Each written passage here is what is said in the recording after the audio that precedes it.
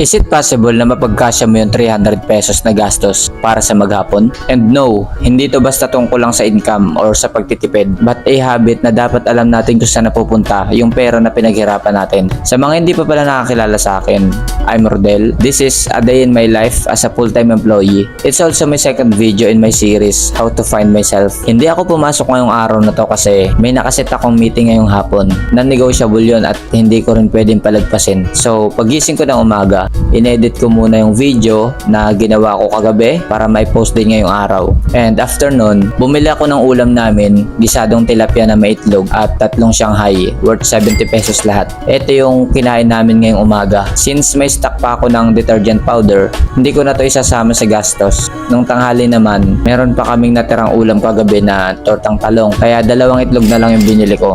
May natira pa kasing mantika dito sa bahay. Pumunta din ako ng munisipyo sa Santo Tomas dahil may kulang daw kaming requirements. Buti na lang hindi to ganun kalayo sa area ko, kaya 40 pesos bali ka na. And bumili na rin ako ng tubig na mineral at ulam namin para ngayong gabi. And ito yung total na nagastos namin ngayong araw. Sumobra man siya pero at least konti lang. But just to give you an example, ito yung naging gastos namin kahapon. Some days, napapagkasya namin yung 300 pesos. Madalas pa nga mas maliit pa dito. Dito na pumapasok bakit mahalaga yung natitrace natin yung lahat ng expenses natin. Ikaw, magkano yung nagiging gastos mo sa maghapon?